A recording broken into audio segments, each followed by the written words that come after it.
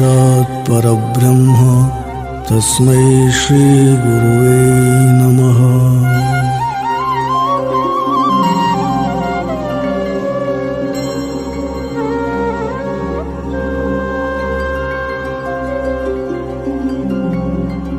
Wonder of Wonders, the English rendering of Paramahamsa Sadguru Sri Sattupasi's Kannada classic Mahadascharya. Chapter 23. Om Shri Gurudattaya Namaha. Went to rescue, escaped from death. To you, sir, kindness incarnate, none there was to rescue in that surrounding darkness when the jali tree fell down with all its force. In our village, there was a relative of ours. Narasimhanna was his name. He was my Mava, mother's brother.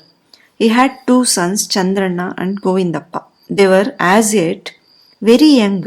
They were very poor, didn't have a house to dwell. Even if they had one, it wasn't habitable. In such a situation, they secured somehow some money from the government to build a house. Even then, with that money, they couldn't build a house. Narasimhanna came to me casually one day and said, "Look, brother, some help.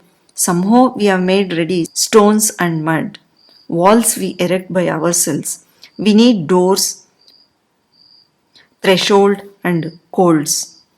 Nearby are jali trees. If we can get one tree, it's enough. If you accompany us, our two boys and our carpenter Chikkaya are enough." "That's right. To whom does the tree belong? Have you inquired?" I asked. "Ayo, brother, do they give if we ask?" "None. There will be in the evening. If we go and fell it, it is all over," he said. "Ayo, what kind of a man is he? Steal! If the owner comes to know, what do we do? Does Shiva approve? Do what you like. I won't come," I said. "Ayo, don't do anything. I say, just stand at a distance. We will saw it off," they said. Yes, poor folks, none give for this asking. This too is a sort of good turn itself. "Fine, let's go," I said. Evening arrived. Carpenter Chikkaya, Narasimha's son, Chandranna and I, all of us together went along with the instruments to the place where the tree stood. Big tree. I surveyed around. I am possessed by fear that doesn't exist. What to do if someone catches us? If my father comes to know about it? I am frightfully looking hither and thither. Those two are sawing off fearlessly. The tree was a little far away from Kanneshwara temple. Getting restless, I would go near them, find out how much they have sawed by shaking the tree and return praying. Devre, do whatever but save us. This wise, every quarter hour I would go, shake the tree, and return to where I was to be. They too said, "Why come here, brother? We will saw it. You just sit down." Fear struck I am. Darkness worsens it. The tree may swerve while sawing it, may fall on which one of the sawyers. Who knows? What do we do then? These ones don't know, nor do they care. No fear. What we are doing is stealing. In this, if one leads to another, what about it? With such thoughts, I would go again ask, "Please stop. How much is done? Shake the tree and come back." I will stand away anyhow. If it falls down on one of them while sawing? Thinking so, I went near the tree once again to say stop. "You are a nuisance," I say. "If we say we will cut it and fell it, you come often and obstruct us. Please get away from here, mister," they say.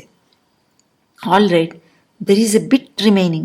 Please cut it carefully," I said, and walked a few steps away, giving out the sound narig. The entire jali tree with its bold branches and thorns enclosed me and hid me in its bosom. Poor folks, their condition on the other hand was unspeakable. Fear struck, they have looked around. Nowhere am I seen. Searching for me, unseen to the eyes, they have suspected. This one isn't really alive. The two alone cannot search for me, rolling aside the huge tree. With such anguish, they have moved away a little farther. Their legs don't move, leaving me behind, remembering me. No, it is certain this fellow isn't alive. Don't know what has happened to his stomach, hands, legs, and others. Overcome by sorrow, fear, confusion, they have stood there for a second. Summoning up courage once again, they have gone near the tree, thinking, let's lift up the tree, live or die, and find out what is there underneath. They have paused for any sound to issue out from underneath the tree. No cry, sound of gasping for breath. They are waiting to hear whether me, the soundless, would make any sound. There inside it, I was joyfully secure, more secure than a child is in its mother's womb. It was like this: as the tree smashed my head, I have fallen on my belly.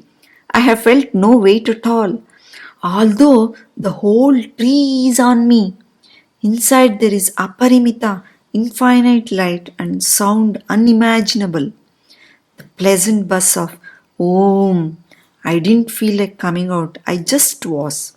Then Kanneshwar himself began separating, ordering the smothered kalle branches. Fatafat, the branches themselves made way for me on their own. A cave passage was laid out for me by itself. I moved forward and forward. As I moved forward, the kalle branches on their own laid out passage. I made no effort whatsoever. I say, this is the name of Akhandeshwara, Amitananda, Ishvara, the unsplit and joy that is limitless.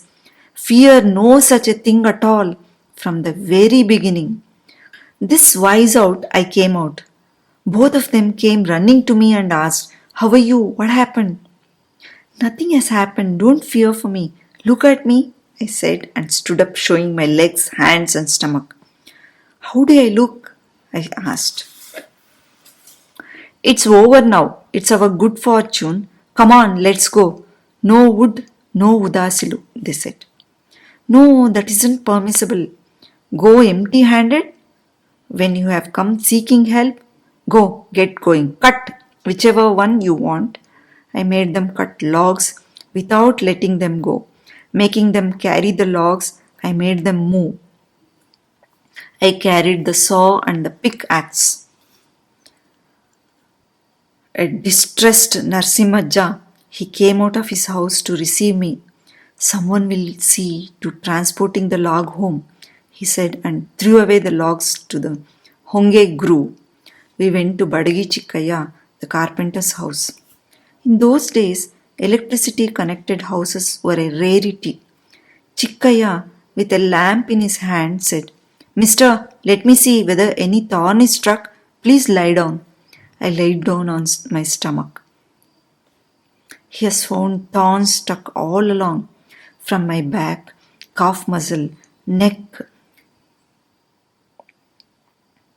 here, there, everywhere. Punyatma, Chikkaya and his wife Ratnamma have plucked all of them with either another thorn or thread. No matter how hard and deep they plucked, I had no pain whatsoever. Although they dug deep, not even once did I shirk in pain. I say this is in the name of that Aparimitananda, Sarva Sakshi Swayambhu. I didn't cry. Ha! Or Ayyo! With so many thorns stuck onto me, I walked home from the place where I had fallen, faster than those two. All this is the Mahime of Sadguru Kannesha alone. I alone know about it.